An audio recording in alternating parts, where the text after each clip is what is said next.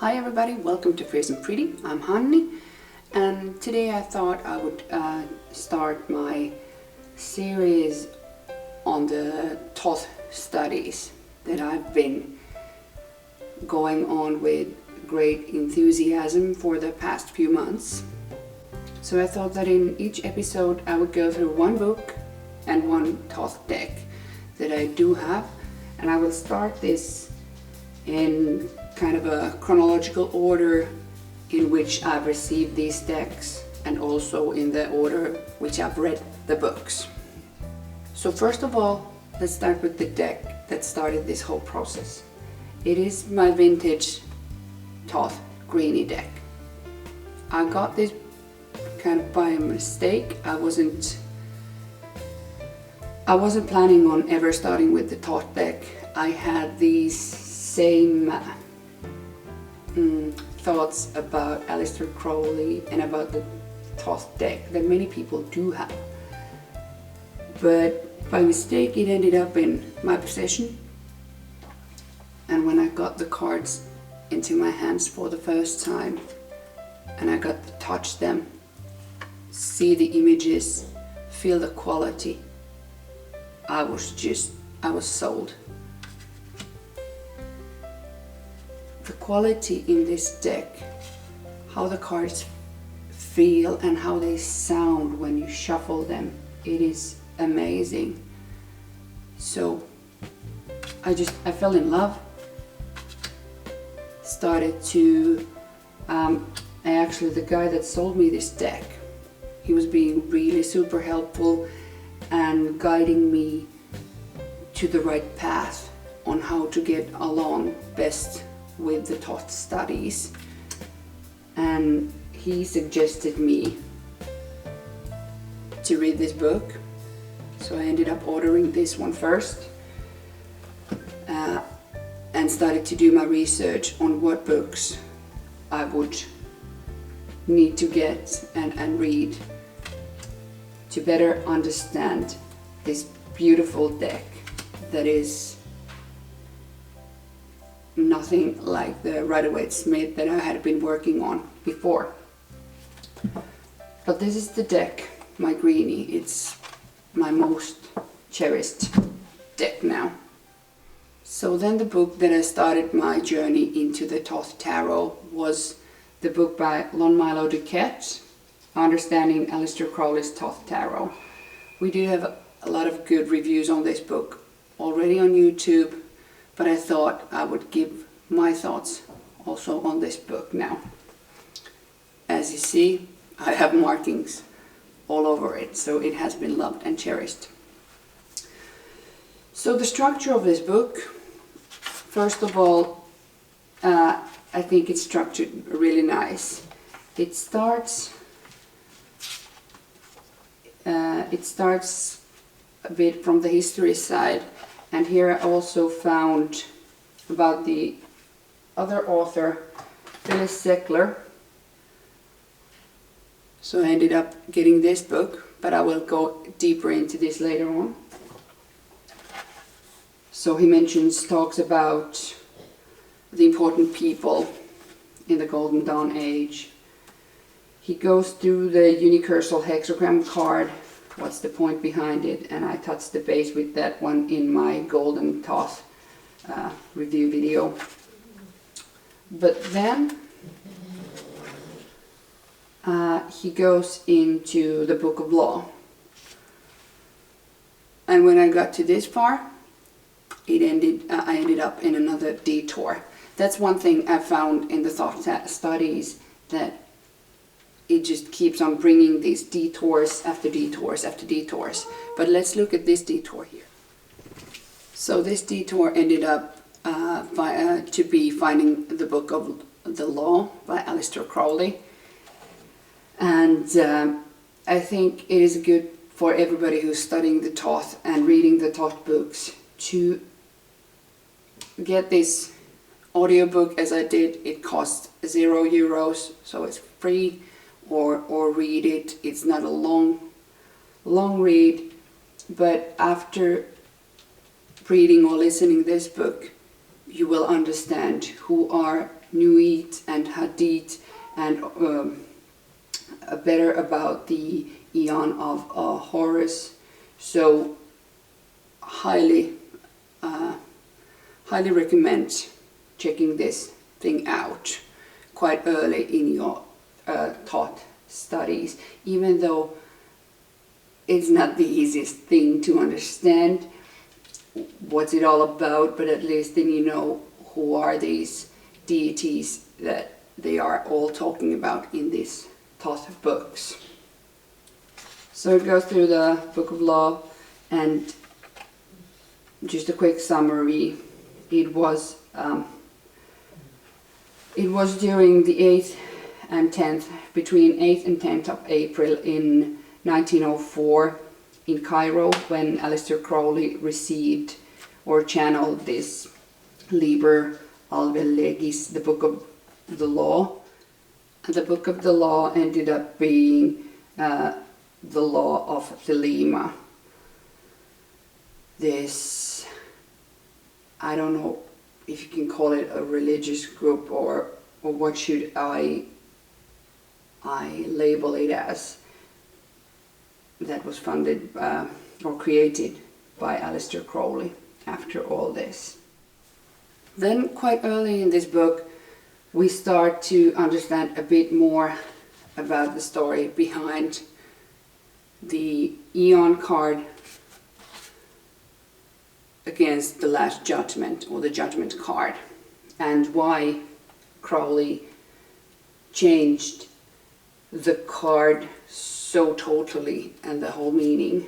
But it all comes to the Book of Law and the point about the new Aeon starting from, because first there was the Aeon of Isis, then Osiris, and then now in 1904 they started with the Aeon of Horus, and each these eons are like 2,000 year long periods.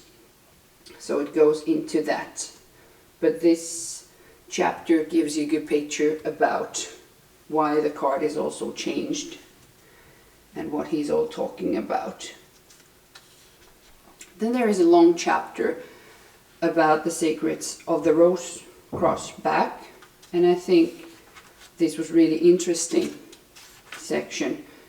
It just, the way he has, Milo has constructed these images starting from just the teeniest dot on the back of the card.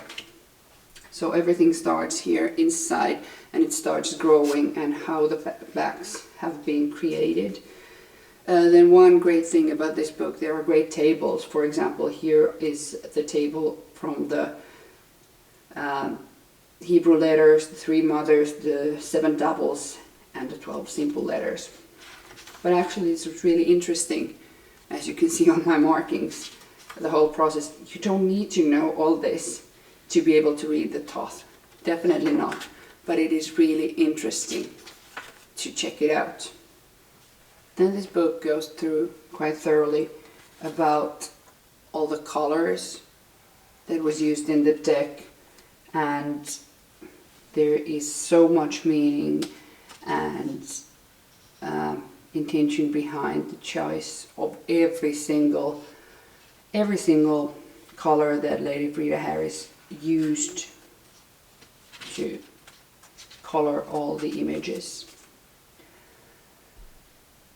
This book doesn't go very deep into Lady Frida Harris, and in total there isn't quite a big amount of data about her even. But there are a few pages of her here, and their discussion between Aleister Crowley and Frida Harris. Then we go through the whole idea of the Holy Guardian Angel theme, which is quite significant when it comes to the Thoth Tarot and studying the Kabbalistic way, and it is mentioned in every book, but there's a good chapter on that one here. Then we jump into the cards, and there is also a lot of great information here before going into each of the cards.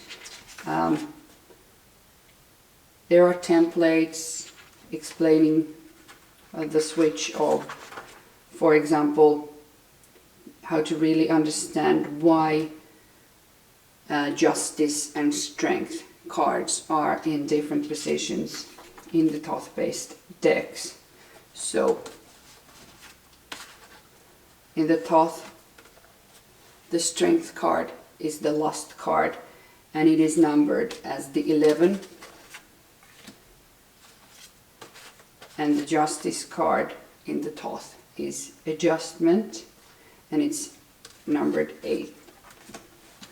But I think this picture kind of helps right away it's made based brain to understand a bit better why these changes have been made and how the zodiacal loop makes sense after this change. So I think this is really important because that's one thing that puzzles people a lot. Then I thought I would use one card as an example of the content according to the cards. So I chose the Death card. So just as a quick example, the child of the great transformation, the lord of the gate of death, zodiacal trump of Scorpio, Mars rules, Pluto exalted, original design, a skeleton with a side mowing man, the side handle is a Tau.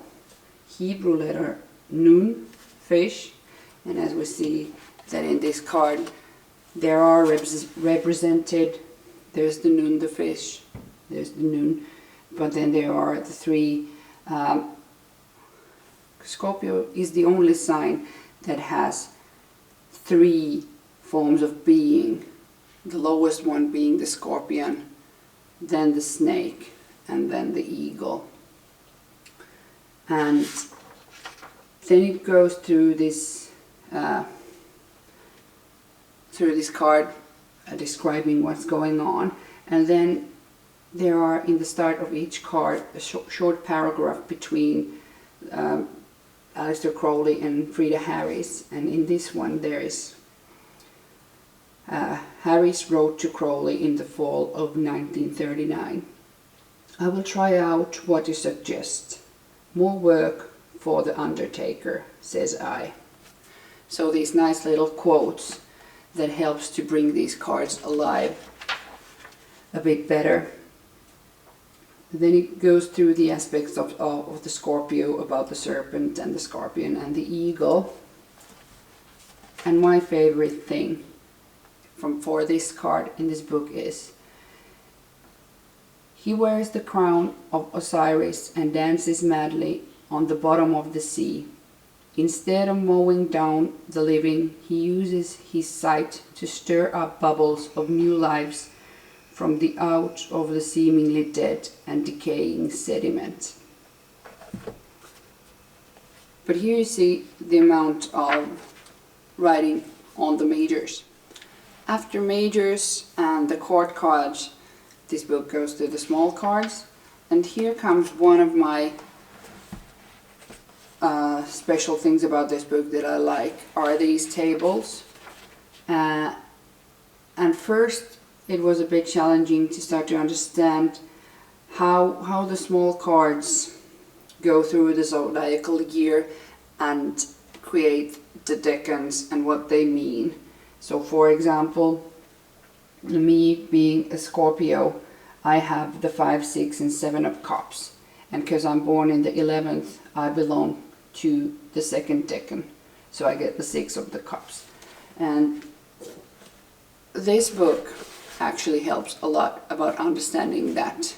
I'll go deeper into this one in the next video, but this has the second part in this book that goes through the astrology. First it goes through the majors, and then it jumps to the minors and explains the decans and brings them down to each decan level. So that's a really nice addition that helps after reading this book.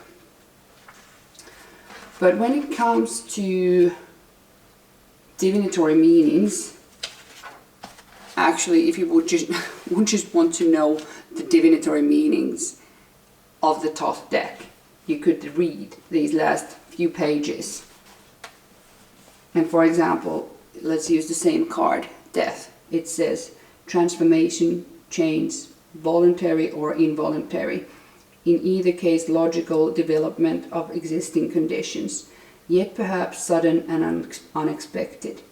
Apparent death or destruction, but such interpretation is illusion. So that would be the divinatory meaning on the card. And in the end of this book, you do have the glossary of Thelemic and tarot terms, and this was really helpful. And I think for other beginners like me, it would be really helpful to just jump here and see, okay, what was this thing that he was talking about again, and to understand. So this was really helpful. Overall, a great reading experience, gave a good basic understanding, but I think that understanding the Thoth Tarot, it is a longer process. Of course, you could use it like if you use it just for divination and use the meanings, it isn't that hard if you choose to use it that way. But in my opinion, you can't jump from Rider-Waite-Smith to Thoth and just read them the same way. That's not the best choice. But it isn't you don't have to make this process as hard as I've done it. I just simply choose to go deeper and to understand more. So, if you have any questions about this book or the greenie deck or whatever, or overall in Thoth that you would want me to cover in the next video that I am planning to make on the next book and the next deck that are included in my Thoth Studies. And I will at some point also list good resources online that I've been using that are really helpful, at least for me, while learning the Thoth Tarot. But I guess that was all from now. Really good book, definitely worth having.